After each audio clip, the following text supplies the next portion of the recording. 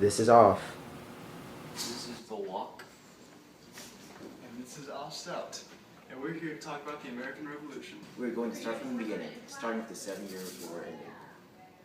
So the war is named the 7 Years' War. How long did the war last? 7 years? It Dumb. was 6 years, 8 months, and 26 days. Well, now I just proved that none of y'all know anything about the 7 Years' War. So I guess I should explain it some more. This war is also known as the French and Indian War. The conflict began in the Americas when the French kept pushing their territory towards the Ohio River Valley. This led to increasing conflicts with the colonists. Great Britain, being the mother country, was obligated to help. The British and the colonists won the war, and the victory gave the British a reason to start taxing the colonists. The colonists already were in debt. The British logic was that since they helped protect the colonist land, the colonists had to pay off the war debt. This was the British excuse to get colonists to pay off the debt that they already owed Great Britain. This led to many acts, starting with the topic of the Stamp Act. But please go more in depth about this topic. The Stamp Act was passed by the British Parliament on March 22nd, 1765. New tax was imposed on all American colonists and required them to pay a tax on every piece of paper they used. Ship papers, legal documents, licenses, newspapers, other publications, even playing cards were taxed, which was really weird. The money collected by the Stamp Act was used to help pay the cost of defending and protecting the American frontiers near the Appalachian Mountains, which 10,000 troops were stationed on the American frontier for this purpose. The actual cost of the Stamp Act was relatively small. What made the law so offensive to the colonists was so much the immediate cost, but its standard it seemed to set. In the past, taxes and duties on the colonial trade had always been viewed as measures to regulate commerce, not to raise money. The Stamp Act, however, was viewed as a direct attempt by England to raise money in the colonies without the approval of the colonial legislators. If this new tax were allowed to pass without resistance, the colonists reasoned the door would open. The door would be far from troublesome taxation in the future, which then reaches our next topic. Can I do the next topic? Sorry, Off, but Ostout is going to represent you in this one. Call it virtual representation, if you will. Speaking of virtual representation, a fundamental difference of opinion had developed between the British authorities and the Americans on the related issue of taxing the colonists and their representation in Parliament. On one hand, the Americans held the view of actual representation, meaning that they thought they deserved a representative in Parliament. The British, on the other hand, supported the idea of virtual representation, which was based on the belief that a member of Parliament virtually represented every single member of the American colonies and didn't need a representative from someplace like Virginia or Massachusetts. So guys, moving on to the next topic. What happened at the Boston Tea Party? I don't know, I wasn't invited. Wow, it wasn't a party. On December 16, 1773, American colonists disguised themselves as Indians and raided 3 ships in the Boston harbor. This came to be known as the Boston Tea Party. The colonists emptied 342 chests of tea to keep from paying taxes to England. The British Parliament had placed import taxes on several items to America in 1767. The colonists thought it was illegal and were determined not to pay them. All the taxes were repealed by the British Parliament in 1771, except for one, the tea tax. Then in 1773, they passed the Tea Act to help get the British trading company, East India Company, out of financial trouble. It enabled them to ship tea to America for lower prices, but the import tax was still there. The colonists didn't want to pay the taxes because they feared if they do, England would just impose more taxes on them.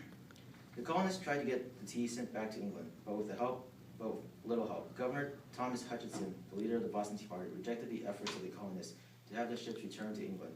So perhaps as many as 100 men boarded the ships, probably on a signal from Samuel Adams, and dumped all the tea overboard.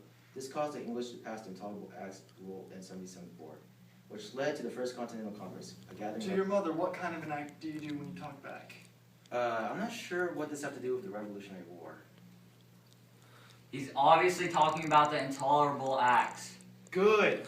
Thank you. Now let me explain the Intolerable Acts. These acts were put in place after the Boston Tea Party to punish the Massachusetts colonists for their act of defiance, like the Impartial Administration of Justice Act, which allowed the royal governor of the colony to move trials to the other colonies or even to England if the juries in these colonies wouldn't judge case fairly. The Massachusetts Bay Regulating Act made all officers subject to appointment by the royal governor and banned all town meetings that didn't have approval of the royal governor. The Boston Port Act, which closed the port of Boston until the price of the dumped tea was recovered, moved the capital of Massachusetts to Salem, and made Marblehead the official port of entry for the Massachusetts colony. The Quartering Act, which allowed royal troops to stay in houses or empty buildings if barracks were not available for them. And the Quebec Act, which granted civil government and religious freedom to Catholics living in Quebec. These acts were the harshest so far of the acts passed by Parliament. Rather than keep the colonists down, they just stirred the revolutionary spirit instead. Now it's time for important battle facts on the Battle of Saratoga. General Burgoyne attacked for the third time at the Battle of Saratoga. This time Burgoyne and his forces were defeated. General Burgoyne was forced to surrender. This was a major victory for the American force and a key turning point in the victory. It was also important, probably the most important reason, because it's the hometown of the one and only Mrs. Russell. Shout out to our teacher. As a result of the Battle of Saratoga, Congress decided to seek French support in the war. They sent Benjamin Franklin, who could speak French, to meet King Louis XVI and the French foreign minister. France wanted to get revenge on Britain for the defeat in the French and Indian War. They also wanted to ensure that Britain and America don't resolve their differences. In February 1778, France and America signed a treaty which put France at war with Britain. This treaty was the first document to officially recognize America as an independent state. Spain, an ally of France, joined the alliance a year later. Britain was now forced to defend its own territory of England against possible French and Spanish attacks.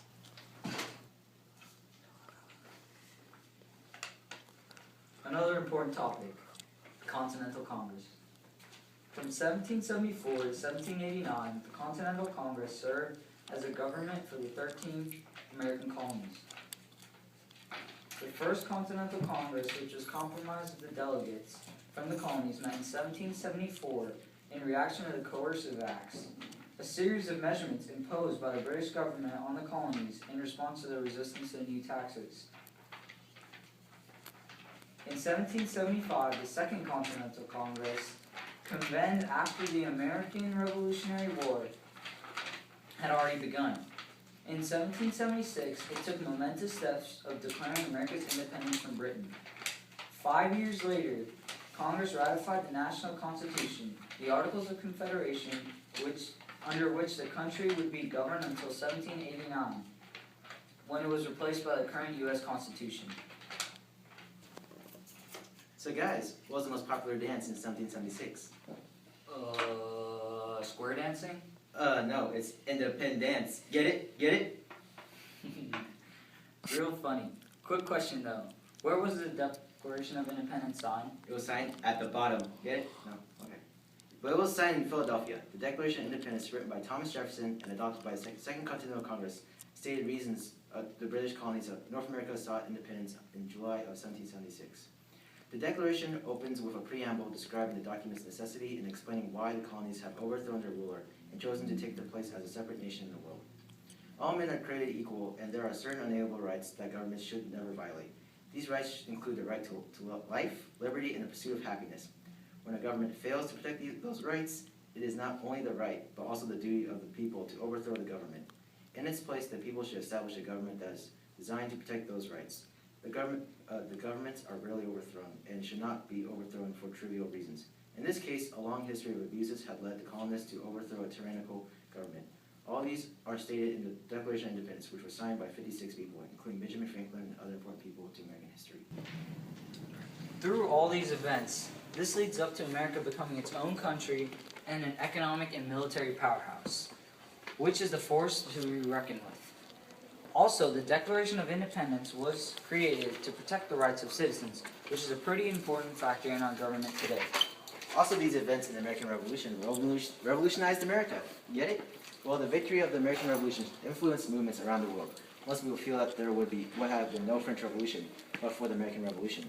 The French Revolution, in turn, inspired the European revolutionary movements in 1948, and even the Russian Revolution. All these began with the ideals of self-determination and liberty fought for the American Revolution. Before the American Revolution, rights were something granted by a king and his government. After the Revolution, rights were naturally possessed by every individual. Also, without the revolution, there would be no United States. This country likely would have achieved independence, but the basic fundamentals of our government would be radically different. Just think of the U.S. without the Constitution. Hard to imagine, isn't it? Well, this is off. This is Volok. And this is Austin. Austin. Excuse me. signing off from broadcast of why the American Revolution was the most defining moment in our history. And why Saratoga is the best place on the planet.